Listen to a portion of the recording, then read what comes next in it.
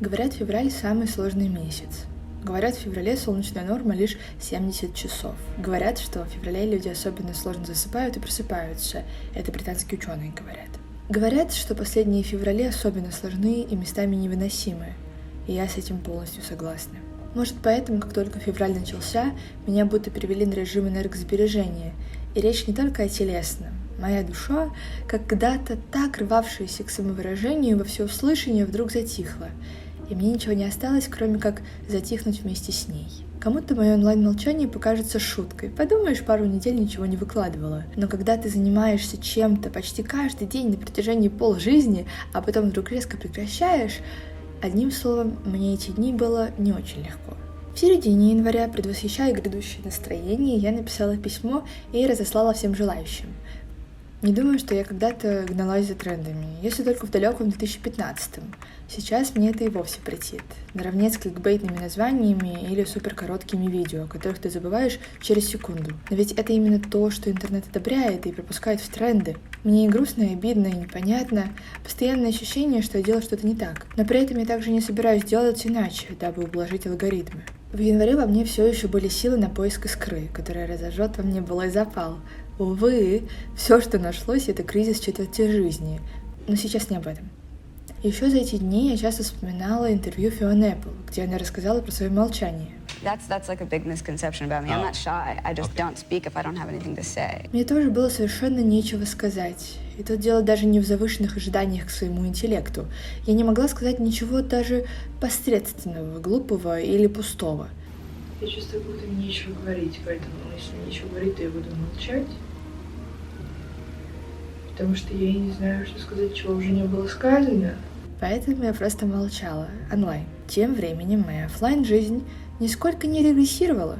6 февраля, первым делом утром, ко мне зашла моя петербургская подруга Аня, чтобы запечатлеть на мне ее новое творение — супер-джинсы, украшенные лоскутками и тряпочками. Позже я закончила скетчбук, который начала вести аж год назад. 7 февраля я составила компанию моей подружки Кати, которая нянчилась с ребенком, который не ее ребенок, в парке.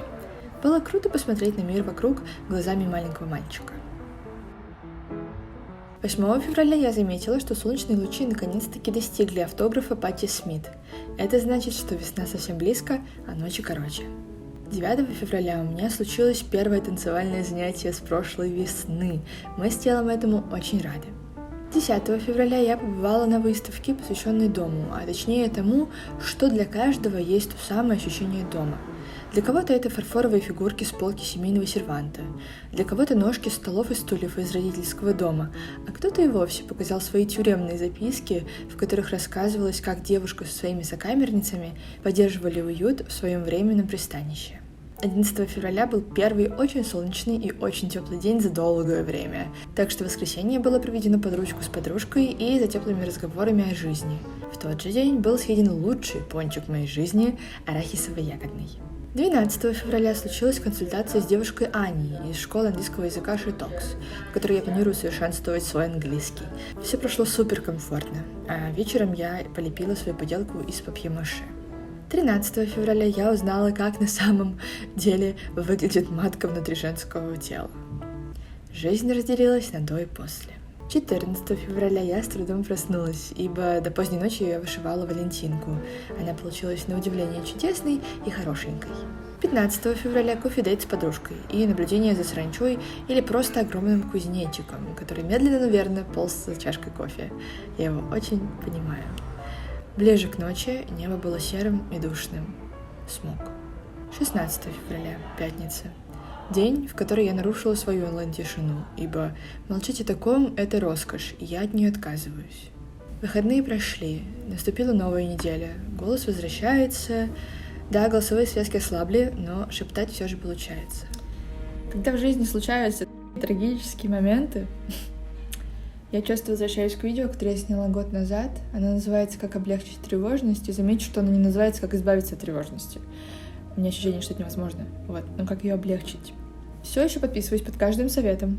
Встречи с друзьями для совместного проживания опыта, просмотр комфортных сериалов и фильмов. Так и за последние пару дней посмотрела несколько частей Уоллеса и Громита. Волшебно. встречи с моей психологиней для получения совета и некой просто валидации моих чувств. Правда, в последнее время это были онлайн больше встречи. Я тогда была за офлайн, я не помню, говорила в этом видео о том, что только офлайн встречи с психологинями помогают. Нет, оказывается, онлайн не менее круто. Немножко нашей истории. Свою терапевтку я нашла через мою маму. Она посоветовала, и это случился total match, и просто чудесная связь у нас с ней. Но если тебе упорно никто не советует хороших специалисток, то советую сделать это самостоятельно на сервисе подбора и видеоконсультаций с психотерапевтами Ясно. Штука в том, что после первой консультации, если ты поймешь, что вам просто с ней, не по пути, ты имеешь полное право отказаться и сменить, и получить другую специалистку. Ясно, очень важно, чтобы клиенты во время терапии чувствовали себя комфортно. Для этого при поиске специалистки ты можешь посмотреть не только описание опыта работы, но и видеовизитку. Она у некоторых есть, и благодаря этому ты сможешь понять, приятна ли тебе манера речи, говор. Это важно. На сервисе лишь самые опытные и проверенные специалистки, благодаря которым ты сможешь узнать себя получше, принять и быть на еще один шаг ближе к лучшей жизни. Все конфиденциально и безопасно.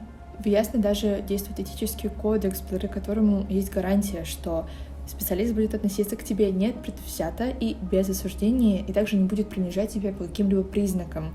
И не будет также выносить твою историю, в интернет, обсуждая и делая об этом тиктоке. Это крайне неэтично. Только если вы, правда, не дадите согласия на это. Что было бы странно, наверное.